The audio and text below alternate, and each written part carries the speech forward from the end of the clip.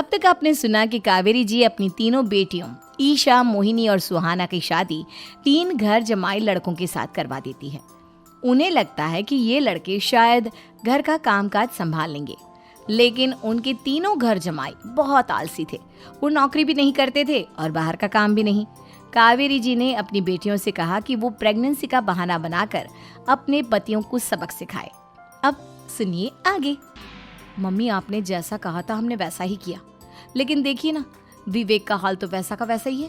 घर में ना सुबह का नाश्ता बनता है और ना खाना। नौकरी पर जाने की बात करूं तो खाने को दौड़ते हैं मुझे। हाँ मम्मी, मैंने भी सुमित को कितनी बार कहा कि अगर नौकरी नहीं करनी तो कोई छोटी सी दुकान ही खोल लो। घर का खर्चा कैसे चलेगा? देखो दोपहर के 12 बजने आए और जनाब अभी तक सो रहे हैं। हाँ मम्मी, ईशा और सुहाना ठीक कहती हैं।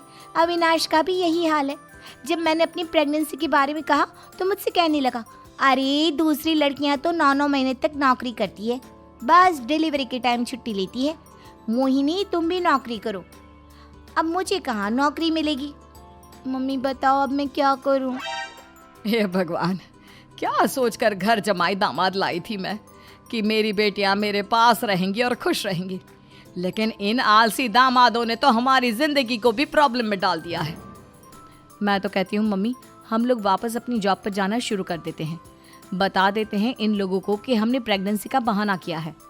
नहीं नहीं बेटा, ऐसी गलती भी मत करना। अगर तुमने ऐसा किया तो इन तीनों की आदत और खराब हो जाएगी।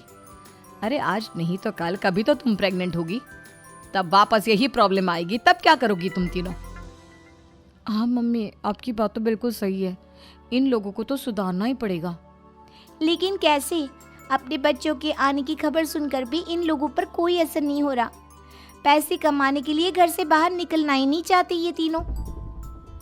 अब मेरे दिमाग में एक प्लान आया है। तुम तीनों चिंता मत करो, उन तीनों को बुलाओ, फिर मैं बात करती हूँ। थोड़ी देर बाद कावेरी जी अपने तीनों दामादों को सामने बुलाकर अपनी बात कहना शुरू करती हैं।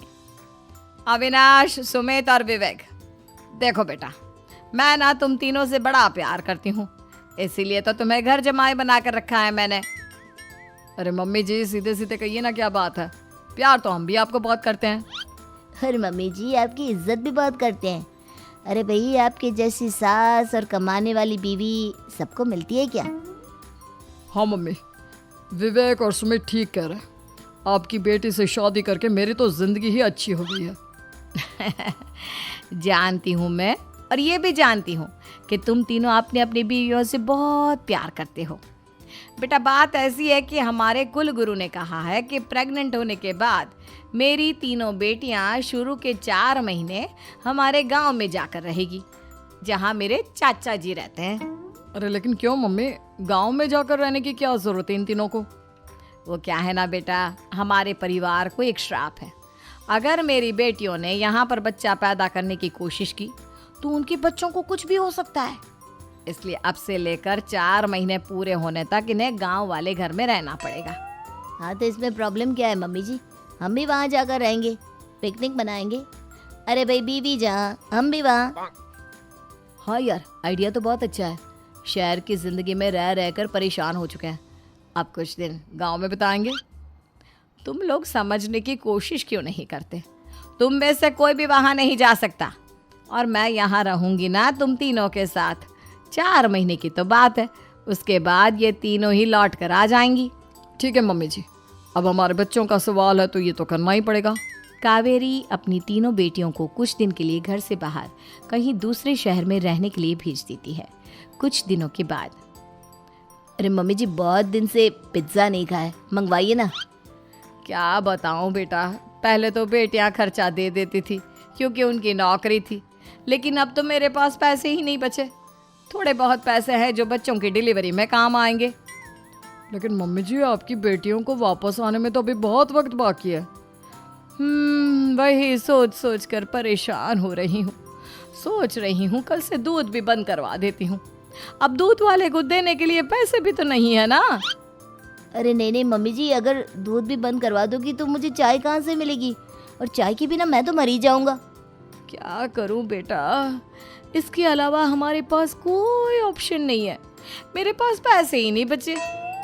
इस तरह कावेरी जी धीरे धीरे अपने तीनों दामादों को पैसे देना बंद कर देती हैं और घर में खाने पीने की चीजें लाना भी बंद कर देती है। अब वो तीनों बुरी तरह से परेशान होने लगे थे और इसलिए एक दिन तीनों प्लान करके घर से बाहर निकलते हैं और बाजार में जाने के बाद यार अच्छा खाना खाए हुए कितने दिन हो गए, पता नहीं कब अच्छा खाना मिलेगा। हमारी बीवियों के जाने के बाद तो हमारी हालत भिखारियों जैसी हो गई है यार।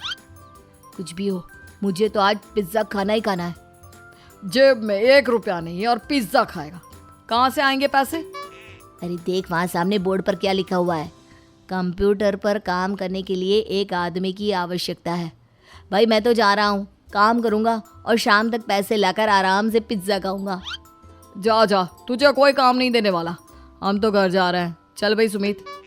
सुमित और अविनाश वहाँ से चले जाते हैं और विवेक उस कंप्यूटर शॉप पर सारा दिन काम करके 5,000 रुपये कमा कर घर लौट कर आता है और अपने खाने के लिए अच्छी अच्छी चीज़ें भी लेकर आता है।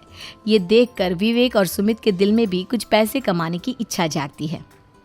अरे सुबह सुबह कहाँ चल दिए तुम? मम्मी जी एक बहुत अच्छी जगह मिली है, कंप्यूटर पर काम करने के 5,000 मिले थे कल मुझे। अगर रोज काम करूँगा तो पूरे 40,000 की तनख्वाह। अरे वाह, ये तो बहुत अच्छी बात है दामाद जी, आपको जाना ही चाहिए। सुमित और अविनाश विवेक को इस तरह तरक्की करते देखकर परेशान हो जाते हैं और वो दोनों भी काम की तलाश में निकल पड़ते हैं। धीरे धीरे उन दोनों को भी काम मिल जाता है। अब कावेरी के तीनों दामाद छोटी मोटी नौकरी करके अच्छा पैसा कमाने लगे थे।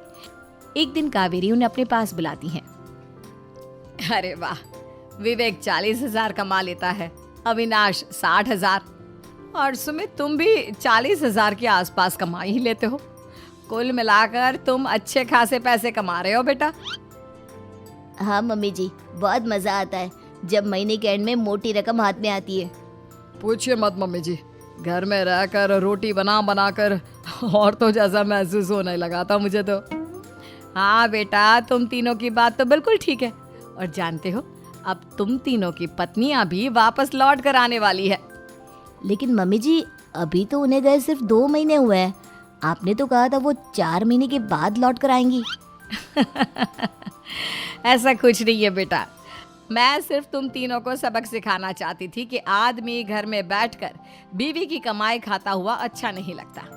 इस दुनिया में हर इंसान को मेहनत करनी चाहिए, काम करना चाहिए, चाहे वो औरत हो या आदमी, ताकि अपने परिवार को संभाल सके। कावेरी की बात सुनकर उन तीनों को अपनी गलती का एहसास होता है और कावेरी उन्हें सच बता देती है कि ईशा, सुहाना और मोहिनी शहर में ही कहीं दूसरी जगह रह रहे थे। शाम के वक्त उन तीनों की पत्नियां लौट कर आ जाती है और कावेरी जी का परिवार एक खुशहाल परिवार की तरह रहने लगता है।